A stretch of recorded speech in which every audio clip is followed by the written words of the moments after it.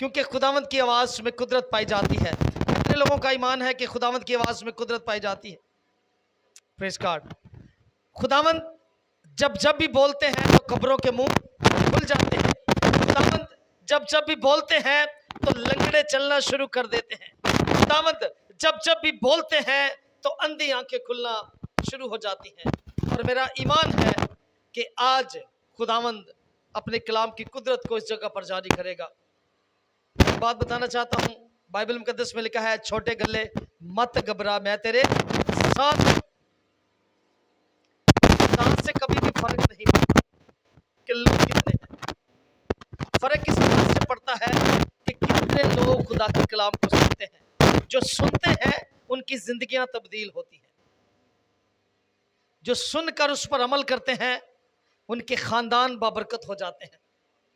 और जो सुनकर उस कलाम पर अमल करके दूसरों तक पहुंचाते हैं तो उसके वसीला से इलाके, शहर, गांव, खानदान बहाल होते हैं। हालेलुया।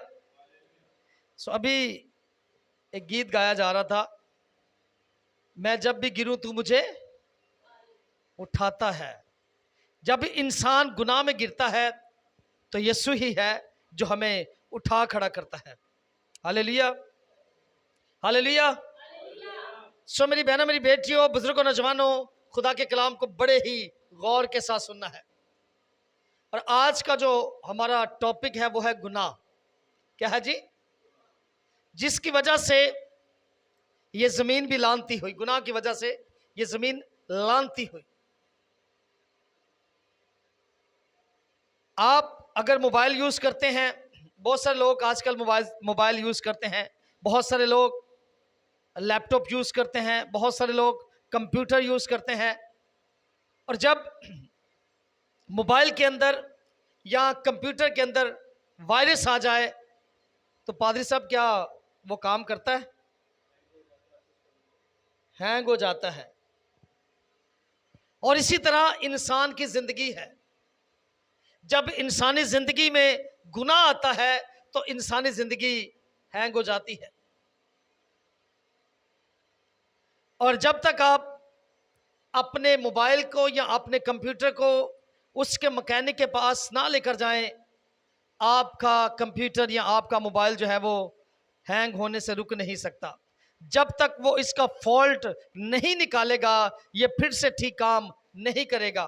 ठीक उसी तरह एक इंसान जब तक अपने आप को मसीह यीशु के पास ना लेकर जाए तब तक उसकी जिंदगी से गुनाह नहीं निकल सकता। आपने देखा होगा कि बहुत सारे लोग बीमार हो जाते हैं और वो बड़े बड़े हॉस्पिटल्स में जाते हैं, वो अपने टेस्ट भी करवाते हैं, लेकिन उनके टेस्टों में कुछ भी नहीं आता, लेकिन फिर भी वो बीमार होते हैं। आपने ऐसे बहुत सारे लोग देखे होंगे जो आपको ये भी बताते होंगे कि मैंने तमाम टेस्ट भी करवा लिए हैं, टेस्ट भी सारे जो हैं वो मेरे ठीक हैं, रिपोर्ट्स भी मेरी जो है वो नेगेटिव्स हैं, मुझे किसी भी किस्म का जो है वो परेशानी या प्रॉब्लम नहीं है, मुझे किसी भी किस्म का वायरस जो है वो मेरे बदन में नहीं है, लेकिन फिर भी मैं पता नहीं क्यों बीमार हूं। और सब ऐसे लोगों से मिले आप? वो लोग दरअसल किसी बीमारी की वजह से नहीं बल्कि गुनाह की वजह से कमजोर और बीमार हो जाते हैं। किसकी वजह से जी? गुनाह की वजह से। सो आज हम कलाम अक़दस में से यूहन्ना की मार्फत लिखा गया अंजीली बयान, यूहन्ना की इंजील, उसका 4था बाब और उसकी 7वीं आयत से लेकर 14वीं आयत मुकस्सा तक खुदा के कलाम में से सीखेंगे कि खुदा किस तरह से जिंदगियों से गुनाह को ख़त्म करता है। Thank you. सो मैं दरख्वास्त करूंगा पास्टर सोहेल से कि वो कलाम खुदा की तिलावत में मेरी रहनुमाई करें। यूहन्ना की इंजील उसका 4था बाब उसकी 7 से 14 आयत तक। यूहन्ना की इंजील उसका 4था बाब और उसकी मैं 7वीं आयत से पढ़ूंगा। कलाम की तरफ मतवज्जा करेंगे प्लीज जरा, क्योंकि जिस काम के लिए आए हैं तो ताकि बीच में डिस्टर्बेंस अगर होगी तो फिर कलाम समझ में नहीं आएगा। यूहन्ना की इंजील है और उसका 4था बाब और उसकी 7वीं आयत में लिखा हुआ है, सामरिया की एक औरत पानी भरने आई और यीशु ने उससे कहा, मुझे पानी पिला, क्योंकि उसके शागिर्द शहर में खाना मोल लेने को गए थे। और सामरी औरत ने उससे कहा कि तू यहूदी होकर मुझ सामरी औरत से पानी क्यों मांगता है? क्योंकि यहूदी सामरियों से किसी तरह का बर्ताव नहीं रखते हैं। यीशु ने जवाब में उससे कहा, अगर तू खुदा की बख्शिश को जानती और ये भी जानती कि वो कौन है जो तुझसे कहता है कि मुझे पानी पिला, तो तू उससे मांगती और वो तुझे जिंदगी का पानी देता। औरत ने उससे कहा, खुदावंद, तेरे पास पानी भरने को तो कुछ है नहीं और कुआं गहरा है, फिर वो जिंदगी का पानी तेरे पास कहां से आया? क्या तू हमारे बाप याकूब से बड़ा है, जिसने हमको ये कुआं दिया और खुद उसने और उसके बेटों ने और उसके मवेशियों ने उसमें से पिया? यीशु ने जवाब में उससे कहा, जो कोई इस पानी में से पीता वो फिर प्यासा होगा, मगर जो कोई इस पानी में से पिएगा जो मैं उसे दूंगा वो अब तक प्यासा ना होगा, क्योंकि जो पानी मैं उसे दूंगा वो उसमें से एक चश्मा बन जाएगा और हमेशा की जिंदगी के लिए जारी रहेगा। आमीन। सब कहेंगे आमीन, जोर से कहेंगे आमीन, मिलकर कहेंगे हालेलुया। अभी आपने खुदा के कलाम को बहुत ही गौर के साथ सुना है।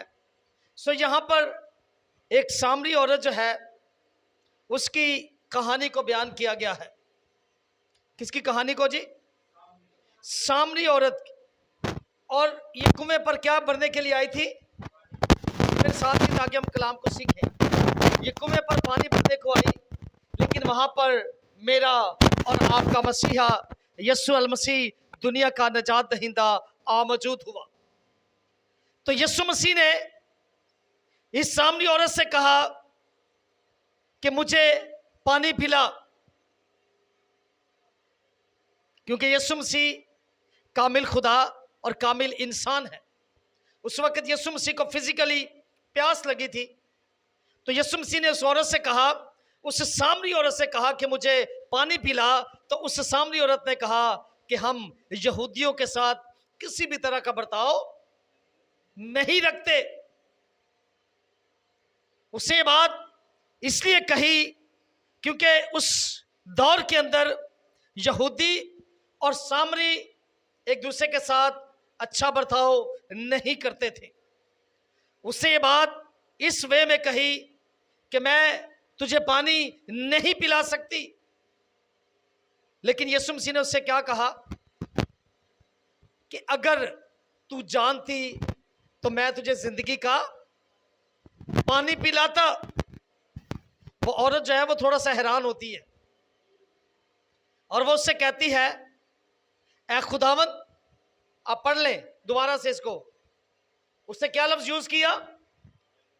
ऐ खुदावंद, ना तेरे पास कुआं है, ना तेरे पास कुछ ऐसी चीज है, तो फिर तू मुझे जिंदगी का पानी कहां से देगा?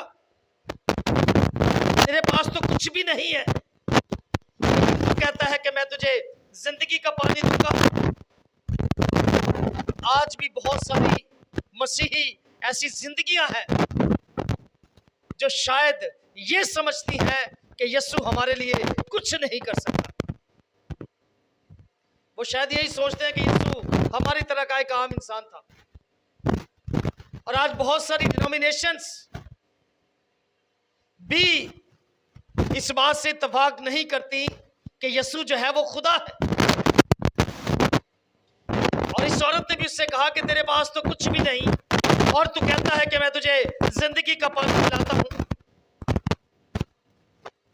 क्या तू हमारे बाप याकूब से भी बड़ा है, जिसने हमें ये कुआं दिया है जिससे हम पानी भरते हैं और अपनी जरूरियात जिंदगी को पूरा करते हैं, जिससे याकूब के बेटों ने पानी पिया, जिससे उसके माल मवेशियों ने पानी पिया? क्या तू उससे भी बड़ा है? यीशु मसीह उससे क्या कहता है? यीशु मसीह ने उससे क्या कहा? किसी को याद है कि पादी साहब ने क्या भी कलाम में से पढ़ा था? यीशु मसीह ने कहा कि जो इस कुएं से पीता है, यानी कि यकूब वाले कुएं से पीता है, वो फिर प्यासा होगा। वो फिर क्या होगा?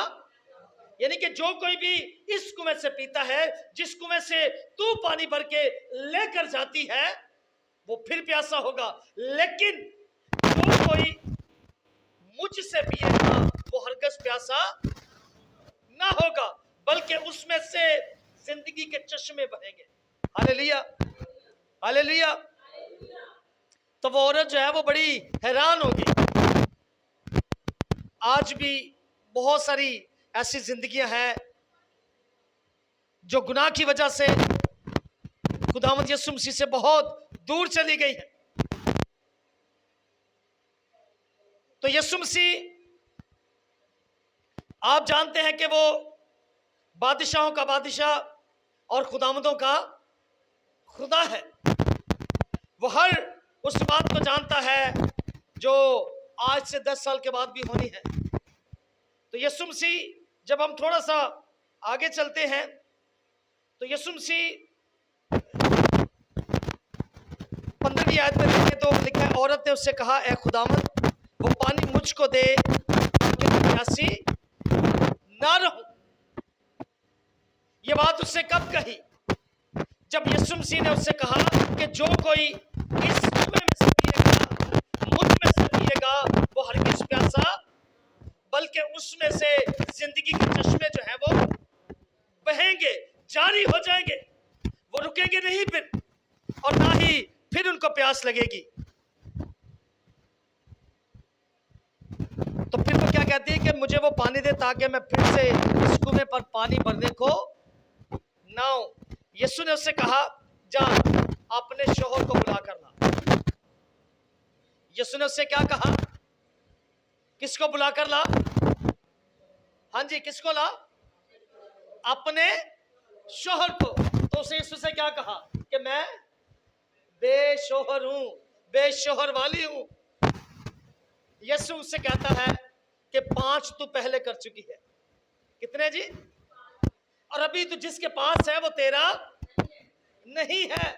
वो एकदम से हैरान और परेशान हो गई कि ये कौन सी ऐसी शख्सियत है जिससे मेरे माजी के बारे में, मेरे पिछले गुजरे हुए दौर के बारे में बता दिया कि 5 तू कर चुकी है और जिसके पास तू अभी है वो अभी तेरा नहीं है। यीशु ने ये बात उससे ऐसे नहीं कही कि अपने शौहर को लेकर आ। इसके पीछे भी एक बहुत बड़ा भेद है। आज भी आप अगर चर्चिज में देखें तो चर्चिज में बहनों की तादाद बहुत ज्यादा होती है,